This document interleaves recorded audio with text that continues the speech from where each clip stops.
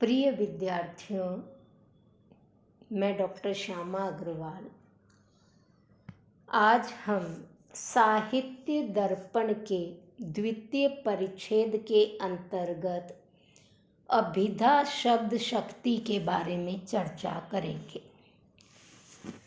आचार्य विश्वनाथ लिखते हैं, अर्थो वाच्यश्च लक्ष्यश्च व्यंग्यश्चेति त्रिधा मतः। अर्थ तीन प्रकार के होते हैं, वाच्य, लक्ष्य और व्यंग्य। एसाम स्वरूपम आह, इनका स्वरूप बताते हैं। सर्वप्रथम वाच्यार्थ, फिर लक्ष्यार्थ, फिर व्यंग्यार्थ। वो लिखते हैं, वाच्यर्थो अभिधया बोध्यो लक्ष्यो लक्षणया मतः व्यंग्यो व्यंजनया तास्यु तिस्रः शब्दस्य शक्तयः। अभिधया, अभिधा के द्वारा बोध्यो बोधित होने वाला अर्थ वाच्य है। लक्षणया, लक्षणा के द्वारा बोध्यो बोधित होने वाला अर्थ लक्ष्यो मतः लक्ष्यार्थ माना जाता है।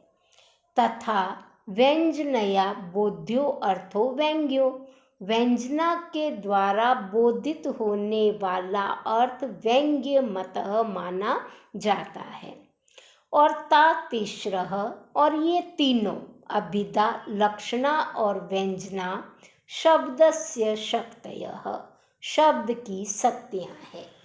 ता का अर्थ है अभिधा आद्याः, अभिधा, लक्षणा और व्यंजना।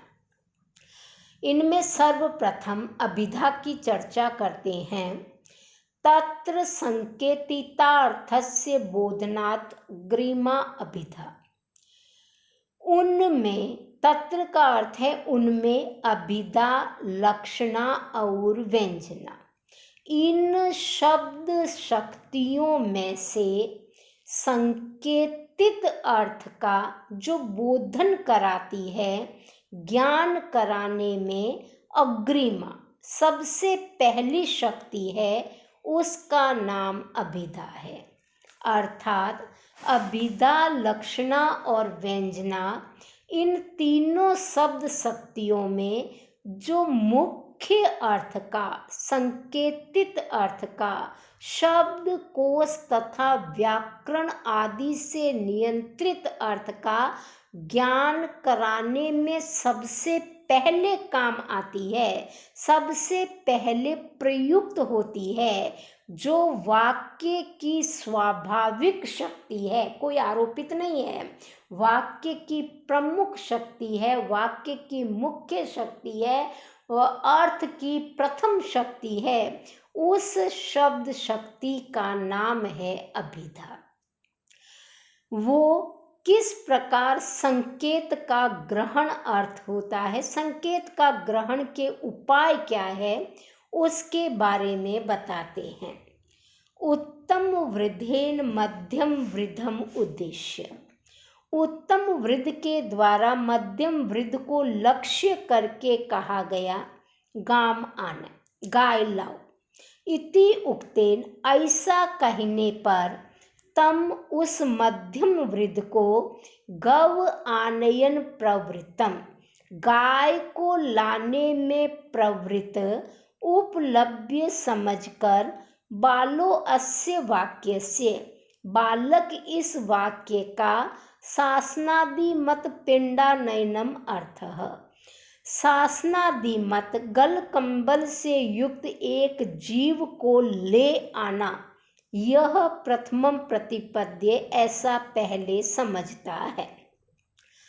अनंतरम च, और इसके बाद, गाम बधान, गाय को बांध दो, अश्वम आने, घोड़े को लाओ। इत्यादौ आवापोद्वाभ्याम, इत्यादि वाक्य में आवापोद्वाप, अन्वय और व्यतिरेक के द्वारा, वो गो शब्द से, गो शब्द का शासनादिमान अर्थ और आनयन पद का आहरणम अर्थ, इति इसको संकेतम अवधार्यति, संकेत के द्वारा ग्रहण कर लेता है।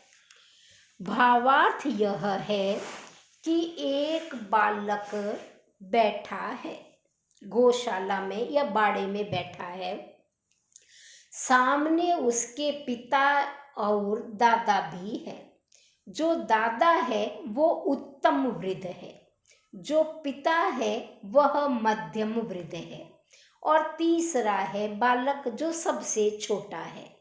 बालक कुछ नहीं समझता, उसने अभी तक कोई पढ़ाई नहीं की है, वो विद्यालय नहीं गया है, वह मात्र संकेतों को समझना सीख रहा है। बिल्कुल नन्हा सा बालक किस प्रकार संकेत को ग्रहण करता है, इस प्रक्रिया को विश्वनाथ बहुत सरल तरीके से समझा रहे हैं कि घर के बाड़े में दादा पिता को आदेश देते हैं, गाय लेकर आओ, और बालक देखता है कि उसका पिता जाता है और एक गल कंबल, सासनामत का मतलब है गल कंबल, जो गाय के गले में आगे की तरफ मांस लटकता रहता है, उसको गल कंबल कहते हैं। और आदि से खुर, पूंछ आदि अर्थ हम ग्रहण कर सकते हैं। तो एक ऐसा प्राणी जो गल कंबल, खुर आदि से युक्त है, पूंछ से युक्त है, सींग से युक्त है, ऐसे एक प्राणी को उसका पिता लेकर के आता है।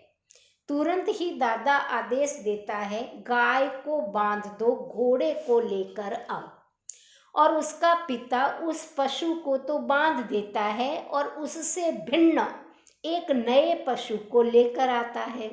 अब इन दोनों वाक्यों में गाय और लाओ, ये दो पद जो है वो बार बार प्रयुक्त हुए हैं। तो वह बालक दो पदों का संकेत ग्रहण कर लेता है कि इस प्राणी को तो गाय कहते हैं, क्योंकि गाय का दो वाक्यों में प्रयोग हुआ, गाय को लाओ, गाय को बांधो। उसको लगा गाय को लाओ तो इसी को लाया गया, गाय को बांधो तो इसी को बांधा गया। फिर कहा घोड़े को लाओ, तो लाना क्या होता है, लाने का मतलब पकड़कर लाना। ये संकेत उस बालक ने इन दो वाक्यों से ग्रहण कर लिया। इसका मतलब ये है कि दैनिक व्यवहार में बालक अपने से संपर्क में आने वाले अपने से बड़ी उम्र के लोगों को जब बातचीत करते हुए सुनता है और कुछ शब्दों का बार बार प्रयोग देखता है, तो वह उन शब्दों का अर्थ अपने आप संकेतों के माध्यम से ग्रहण कर लेता है। और वस्तुतः प्रैक्टिकली यही होता है। बच्चे को बार बार हम कहते हैं कटोरी ला, चम्मच रख, तो वो लाना क्या है, रखना क्या है, देना क्या है, लेना क्या है, कटोरी क्या है, चम्मच क्या है, वो इन संकेतों को सीख जाता है, जबकि उसे कोई पाठशाला का अभी तक नॉलेज नहीं है। हम बार बार कहते हैं इसको बोल मम्मी, मम्मी, माँ, पापा, तो वो सीख जाता है कि इस व्यक्ति का नाम माँ है, इसका नाम पापा है। तो इस प्रकार अपने ही घर में, अपने ही आसपास के वातावरण से बालक कई शब्दों का अर्थ ग्रहण करना संकेतों के माध्यम से ही सीख जाता है। आगे वो कहते हैं, क्वचित प्रसिद्ध पद समभिव्याहारात् यथा इह प्रभिन्न कमलोदरे मधुनि मधुकरः पीबति इति अत्र। और कहीं कहीं पर प्रसिद्ध पद के साहचर्य से हम संकेत का ग्रहण कर लेते हैं। यथा जैसे कि इह इस प्रभिन्न विकसित कमलोदरे, कमल के मध्य भाग में मधुकरः भंवरा मधुनि मधु पीबती पी रहा है। इस वाक्य में मधु के कई अर्थ है। मधु का अर्थ शहद भी होता है, मधु का अर्थ मदिरा भी होता है, मधु का अर्थ मीठा भी होता है, मधु का अर्थ बसंत ऋतु भी होता है, और मधु का अर्थ पराग भी होता है। परंतु साथ में मधुकर पद का प्रयोग किया गया है और प्रसिद्ध पद मधुकर जो है यह साहचर्य के कारण बता रहा है कि यहाँ मधु का अर्थ पराग है। क्यों? क्योंकि जो भ्रमर होता है उसमें अन्य को ग्रहण करने की योग्यता नहीं है, इसलिए दूसरे शब्दों को बताने वाले ज्ञान की व्यावृत्ति हो जाती है और मधुकर के साथ मधु का अर्थ हम पराग ग्रहण कर लेते हैं या कमल पद के साहचर्य से मधुकर पद का अर्थ हम भ्रमर ग्रहण कर लेते हैं। क्वचित कहीं कहीं पर आप्त उपदेशात आप्त पुरुष के उपदेश से विश्वस्त या प्रामाणिक पुरुष के कथन से भी शक्ति ग्रहण होता है। जैसे कि अयम अश्व शब्द वाच्य, इस जीव को घोड़ा कहते हैं। किसी बालक से उसके पिता ने घोड़े को लक्ष्य करके कहा कि यह घोड़ा है। बालक के लिए जो पिता है वो आप्त पुरुष है, विश्वस्त पुरुष है, प्रामाणिक पुरुष है और वह उसकी बात को सत्य मानकर उस जीव के लिए घोड़ा यह अर्थ हमेशा के लिए ग्रहण कर लेता है।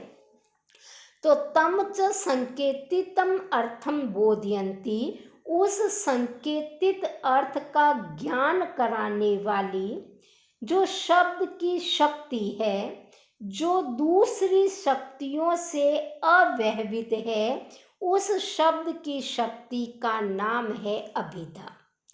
अब ये जो संकेत है वो किस किस में ग्रहण होते हैं, इसके बारे में कविराज कहते हैं, संकेतो गृह्यते जातौ गुण द्रव्य क्रियासु च।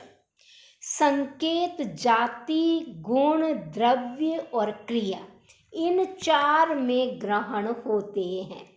इसके बारे में वो कहते हैं, जाति ही गोपिंडा आदिसु गोत्व आदि की। गो व्यक्ति आदि में जो गोत्व आदि है वो जाति होती है। गुण क्या होता है?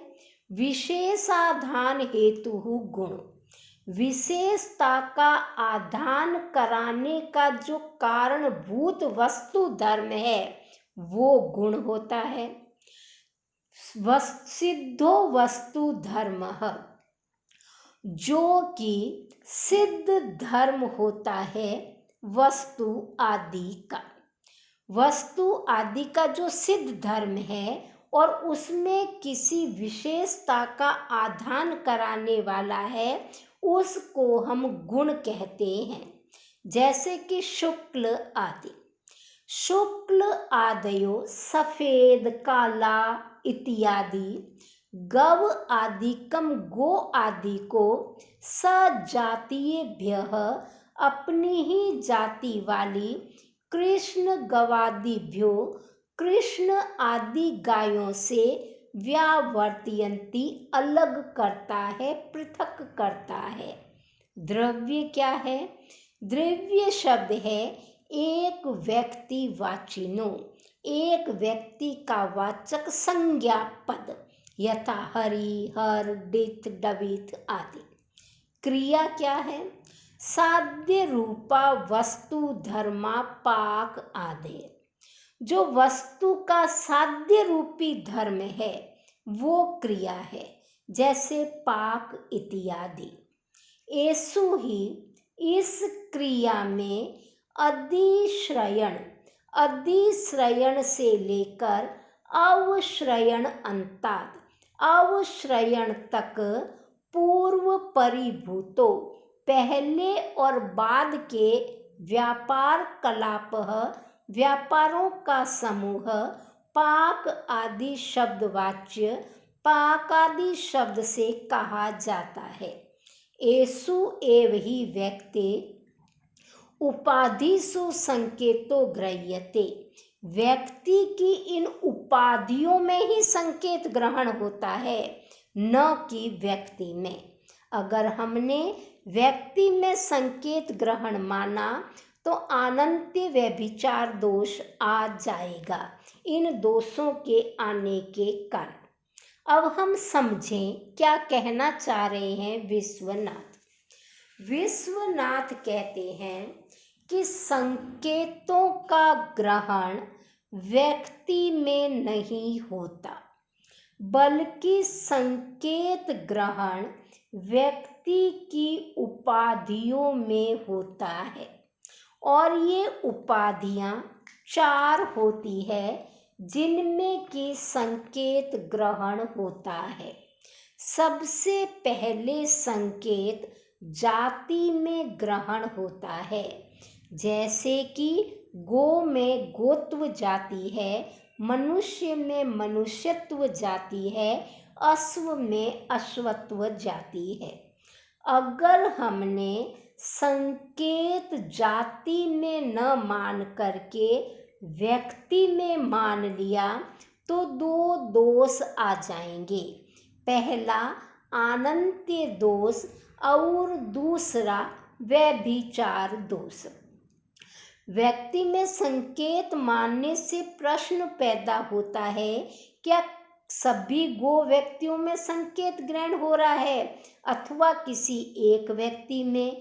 सभी गो व्यक्तियों में संकेत ग्रहण नहीं हो सकता, क्योंकि व्यक्ति अनंत है और अनंत व्यक्तियों का एक साथ इकट्ठा होना असंभव है, इसलिए अनंत्य दोष है। अगर हम एक व्यक्ति में संकेत ग्रहण माने तो वो भी नहीं हो सकता, क्योंकि एक व्यक्ति में संकेत ग्रहण मानने पर दूसरे व्यक्ति का ज्ञान होना असंभव है, यहाँ व्यभिचार दोष आ जाएगा। इसलिए बिल्कुल स्पष्ट है कि संकेत व्यक्ति में नहीं जाता, बल्कि संकेत ग्रहण व्यक्ति की उपाधि जाति में जाता है। दूसरी उपाधि है गुण। गुण क्या होता है? वस्तु का जो सिद्ध धर्म है, जो उसमें जन्म जात है और जो उसको कुछ विशिष्टता प्रदान करता है, उसको गुण कहते हैं। वह धर्म जो वस्तु में जन्म जात सिद्ध है, किसी और के द्वारा सिद्ध करना नहीं पड़ रहा। जैसे हमारा रंग हमारे जन्म के साथ ही सिद्ध है, उसे हमारी त्वचा से अलग नहीं किया जा सकता और वो हमें अन्यों से अलग करता है, वो हमें कुछ विशिष्टता का आदान करता है, तो वो हमारा गुण है। जैसे सफ़ेद गाय, ये जो सफ़ेद गुण है, ये उसे अन्य काली गायों से कुछ अलग विशेष प्रदान करता है, कुछ अलग करता है।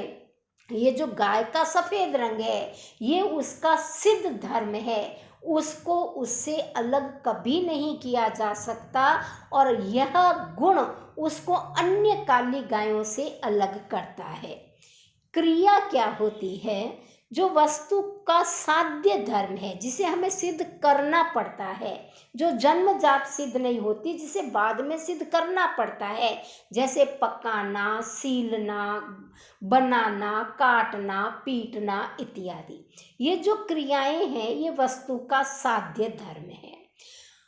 पाक जैसे क्रिया है, तो अधिश्रयण और अवश्रयण का अर्थ है कि हमने पकाना प्रारंभ किया, उससे लेकर के सब्जी पक जाने के बाद उसको डोंगे में डालने तक, इसके पहले जो उससे रिलेटेड क्रियाएं हैं और जो बाद में रिलेटेड क्रियाएं हैं, वो सब पाक के अंतर्गत ही परिगणित होगी। अर्थात सब्जी काटने से लेकर गैस जलाना, कुकर चढ़ाना, सब्जी छौंकना और सब्जी तैयार हो जाने के बाद उसको डोंगे में डालकर ढकना, ये सारी क्रिया एक ही वर्ड से व्यवहृत होगी और वह शब्द होगा पाक। अगला है कि संज्ञा। ये क्या होती है? ये द्रव्य शब्द होता है जिसे हम व्यक्तिवाचक कहते हैं, एक व्यक्ति का वाचक होता है। द्रव्य का सिंपल सा अर्थ हम संज्ञा मान लेते हैं। किसी भी व्यक्ति का नाम, जैसे प्राचीन नाम ले तो हरि हर, आधुनिक ले तो डिथ डविथ राम श्याम आदि, इनमें भी संकेत ग्रहण होता है। तो ये व्यक्ति की उपाधियां हैं, जाति, गुण, द्रव्य और क्रिया, इन्हीं के अंतर्गत संकेत ग्रहण होता है। और इन साक्षात संकेतित अर्थों को ग्रहण कराने वाली, बोध कराने वाली, ज्ञान कराने वाली शब्द की प्रमुख, मुख्य, प्रथम, स्वाभाविक शक्ति का नाम है अभिधा शब्द।